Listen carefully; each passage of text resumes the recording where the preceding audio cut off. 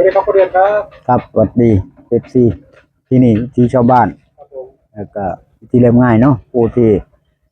ติดตามแนวทางโชคลาภให้พี่น้องให้เอฟซีไปนำไป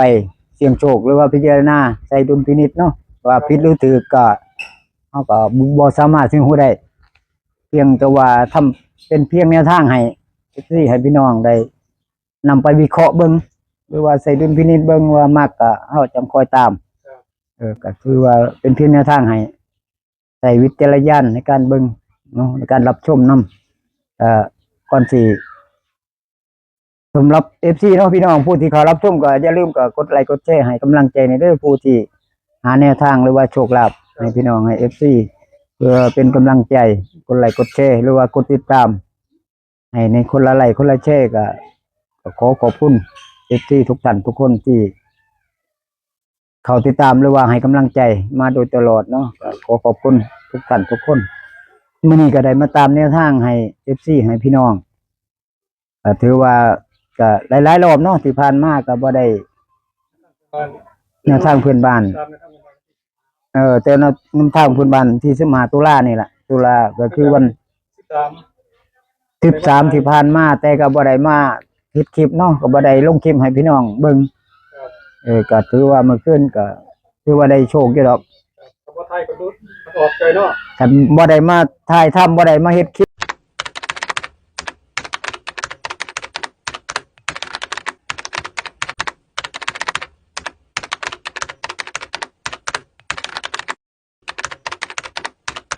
ใจเนาะคันบ่ได้มาถ่ายทำบ่ได้มาเฮ็ดคลิปก็ออกซ้ำถูกซ้ำตรงๆกับเมื่อคืนนี่โอ้บ่ก็คือพอเดือนไปได้เจ้าที่ใหม่ก็คือเป็นที่เป็นปูตาแหกเพิ่นเนาะตาแหกอยู่ตรงนี้ก็ถือว่าเฮี้ยนแฮงบ่มีผู้ใดกล้าเฮ็ดหยังได้หรอกไผสิมาขวางหยังบ่ได้ไปปั้นกันแท้หรือว่าไปปั้นน้ำปั้นท่าบ่ได้เลยคือมีเหตุเกิดขึ้นทันทีแล้วคันผู้ใดไปเฮ็ดน่ะพอเดือนไปจังได๋จังไปคือขอก็คือเจ้าของหน้าเขาเนาะเจ้าของหน้าเขาเพิ่นบอกเพิ่นเว้าให้ฟังเพิ่นว่าพ่นนั่นพ่นนี่เป็นพ่นตาแหกเพิ่นเด้ออย่าไปเฮ็ดนั่นเฮ็ดนี่เพิ่นว่าอย่าไปปั้นน้ำหรือว่าอย่าไปปิดทางน้ำทางหยังจังซี่นะทางเพิ่นย่างนะก็เลยผู้ใดไปเฮ็ดอยู่ตรงนั้นก็บ่มีไผกล้าปิดจักคนหรอกบ่มีไผกล้าปิดน้ำปิดหยังนะบ่กล้าไปแตะต้องเลยบ่กล้าไปเฮ็ดหยังเลยผมก็เลยว่าพอดีเพิ่นว่ามันมีศาลปู่ตาปู่ตาแหกอยู่นั่นอยู่ใดเพิ่นว่าเห็นบ่เพิ่นว่าก็เลย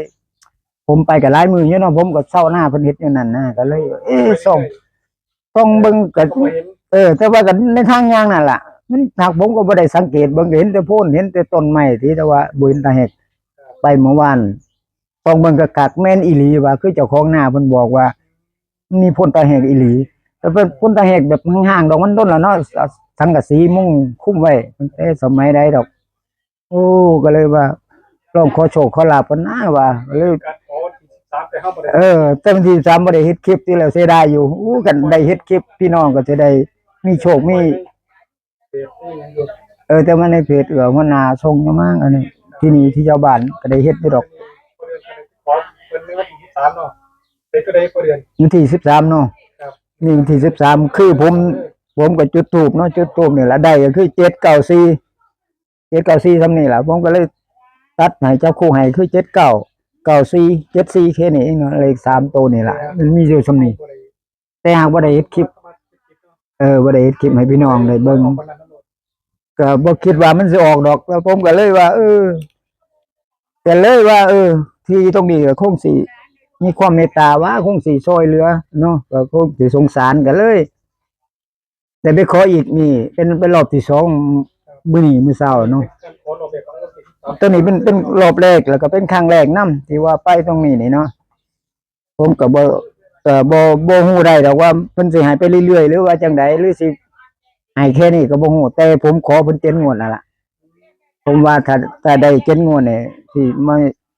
เฮ็ดศาลให้ใหม่เฮ็ดอันนี้เพิ่นใหม่นะเพราะว่ามันก็ผุพังไปหมดแล้วถ้าเขามื้ออื่นนี่15นี่บัดนี้ก็สิให้ที่นี่ที่ชาวบ้านเพื่อไปเฮ็ดคลิปเป็นหยังเพื่อให้พี่น้องได้เบิ่งได้เห็นนำเนาะว่าเป็นจังไดจังซี่นะก็ลองเบิ่งก่อนว่ามื้ออื่นนี่สิเป็นจังได ท่านพี่น้องมากก็จังคอยตามเด้อแหละผมเอง มาดูน้องมื้อนี้ครับเต่าเนาะ มื้อเช้านี่ล่ะขอไปเลี้ยงเพิ่นบอกว่าเพิ่นให้โชคลาภเมื่อวานนี่ก็เลยซื้อน้ำแดงพวก ก็เลยรับน้ำ หมากพลูบุรีก็ เอาน้ำแดง ไปเลี้ยงเพิ่น ไปเลี้ยงเพิ่นเนาะ ไปเลี้ยงเพิ่นก็เลย ขอต่อเลยว่ามื้ออื่นเป็นลาวพัฒนาเด้อว่าถามโค้งนั่นล่ะก็เลยว่า ตัวมันก็เป็นไทยคือโต จุดถูกคือเก่า ปูตาแหกเนาะ ปูตาแหกเป็นปูตาแหกเนาะก็คือได้ตัวเลขนี่ล่ะผมก็ไปเมื่อเช้านี่ล่ะนี่เป็นปูตาแหกเดี๋ยวเป็นครั้งแรกที่ว่าไปขอนี่ก็คือได้ตัวเลขก็จุดทูปได้ก็คือ156แต่ผมก็คิดว่ามันออกแล้วล่ะเมื่อคืนแล้วก็บ่เป็นหยังผมคิดว่าปูมันสิให้เนี่ยมันก็อาจจะมาออกตัวเก่าก็ได้เป็นไปได้นะ เจ้าเนาะ ผมก็แต่ผมก็ยังเชื่ออยู่ดอกยังเชื่ออยู่คือเก่าอยู่ถึงว่ามันออกไปแล้วก็สร้าง ผมคิดว่านะ ก็อยู่ได้อยู่ มันก็มีโอกาสออกได้คือเก่าเพราะว่าตัวเลขเนาะ ก็เลยตัวไป 156มื้อเช้านี่ก็เลยว่าอยากคิดคลิปให้พี่น้องลองพิจารณาเบิ่งเสียงลองเสียงเบิ่งบางเทื่อแต่ผมก็ขอเพิ่นภาวนาไปแล้วว่าขอเจนงวดนั่นล่ะนี่เป็นงวด เลขคันด้านหลังเป็นจังได๋ได้มา ทางหล่างใด คำอธิบายให้ฟังนะครับ นี่นะ งาน ตัวนี้นี่ก็ผมสิให้มันเป็นเลขหลายตัวก็เพราะว่าย่าน6นี่มันกลับหัวขึ้นเป็น9นะผมก็เลยเขียนกั้นไว้ให้ซื้อดอกนี่9นี่แต่ว่าคันพี่น้องทุนน้อยก็ซื้อเอาแต่เฉพาะนี่ก็พอนี่บ่ทางนี้บ่ต้องเอาก็ได้แต่เพราะว่าย่านมันกลับขึ้นซื้อดอก9นี่ตามจริงมันก็มีแค่156แค่นั้นล่ะผมว่าย่าน6นี่มันกลับหัวขึ้นเป็น9ผมก็เลยเขียน159ให้นำตัวนี้ก็คือ15ตัวนี้กับตัวนี้เนาะตัวหน้ากับตัวกลางนี่ 56นี่ก็คือตัวนี้กับตัวนี้แต่มันก็ออกไปแล้วก็บ่เป็นหยัง16ส่วน19นี่ก็ยัน6นี่มันกลับหัวขึ้นเป็น9ก็เลยเขียน19ให้นำแล้วก็59นี่ก็คือ56นี่ยัน6มันกลับหัวขึ้นไอ้ส่วน79นี่ตัวนี้ก็ เป็นที่เขาบันหมดครับ ตัวนี้ความฝันเมื่อคืนนี่ มองเขาบัน เมื่อคืนนี่ล่ะ79จังเป็นตัวกั้นให้ว่าลองเบิ่งเพราะว่าหลังจากที่ไปเอามือวันที่13นั่นก็คือได้794นั่นล่ะแต่มาฝันว่าเลขมันออก79แต่ว่าที่แท้ๆที่แน่ๆมันออก94เลขนั้นเมื่อคืนน่ะเนาะมันออก94เนาะ9456แต่มาความฝันเมื่อคืนบัดเพิ่นว่ามันออก79เพิ่นว่าผมก็เลยว่าหรือมันสิกลับมาออกตัวนี้อีกบ่ตัว79นี่อีกบ่ว่าก็มันผมก็เลยแต่ว่าตัวนี้ก็ซื้อไปในบาทนึงก็ได้ดอกกันไว้ซื้อๆดอก7997นี่พิจารณาซอยกันเด้อพี่น้อง FC ก็เฮาเฮ็ดเป็นเพียงแนวทางซื่อๆได้ผมก็บ่สามารถฮู้ได้ดอกว่ามันสิออกตัวใดเนาะกันพี่น้องมักก็จังคอยลองตามเบิ่ง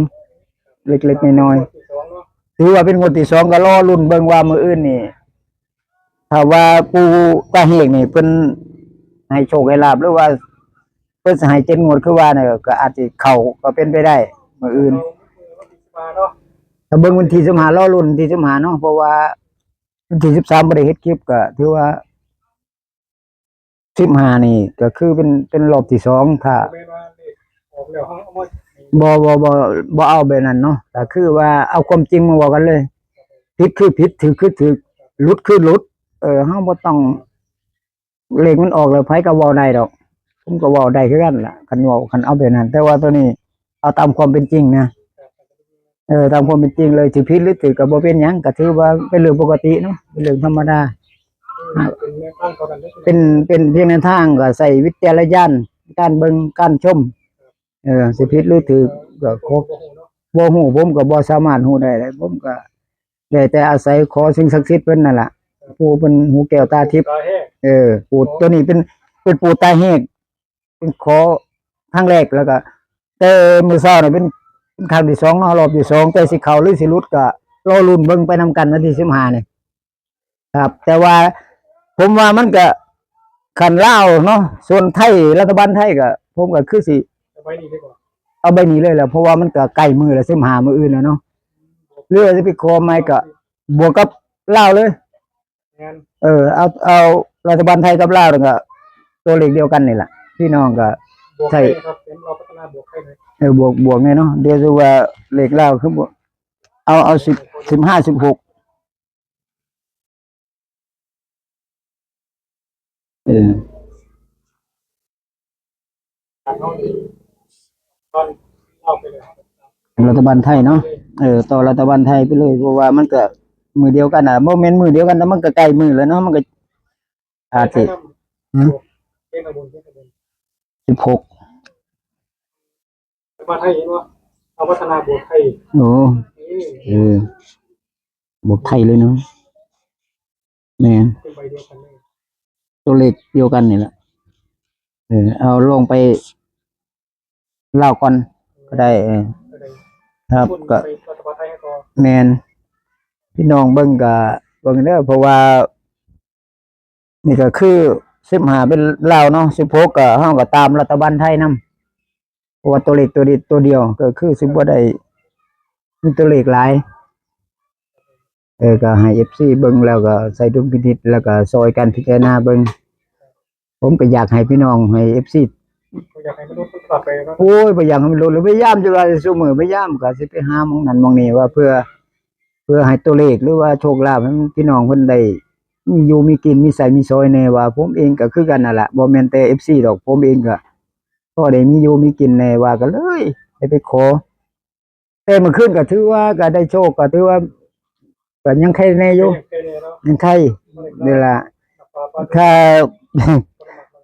ค่ากาแฟกาแฟไปเล็กๆน้อยๆก็ดีใจอยู่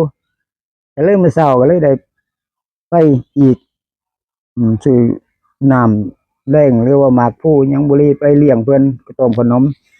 ขอเพิ่นต่ออีกก็เลยครับก็ขอขอบคุณเนาะ FC ทุกท่านทุกคนที่เข้ารับชมที่ให้กำลังใจมาโดยตลอดบ่ถิ่มบ่ปรากันเนาะเฮาก็ถึงว่าตัวเลขแนวทางหรือว่าโชคลาภมันก็มีเข้ามีหลุดเนาะผมเองก็ต้องขอโทษขออภัย FC พี่น้องหลายๆที่มันพลาดไปผิดไปก็สิผิดหรือถูกก็ผมเองก็บ่สามารถสิรู้ได้ก็ให้ FC เบิ่งแล้วหรือว่าเข้ารับชมก็ใส่ดุลพินิจหรือว่าวิจารณญาณในการเบิ่งการชมเนาะถ้ามักก็จังค่อยจัดถ้าบ่มักเราก็เลื่อนผ่านไปเนาะก่อนสิเลื่อนผ่านก็อย่าลืมกดไลค์กดแชร์หรือว่ากดติดตามให้กำลังใจผู้เพิ่นผู้ที่นี่วิธีชาวบ้านวิธีเรียบง่ายนั่นแหละผู้เพิ่นหาแนวทางหรือว่าโชคลาภให้พี่น้องให้ FC เฮาได้นำไปเสี่ยงโชคเบิ่ง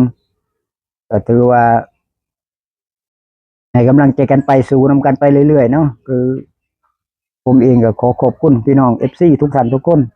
ที่รับชมเนาะก็ผมเองก็บ่มีหยังสิฝากก็มีแต่เพียงแนวทางก็ขอให้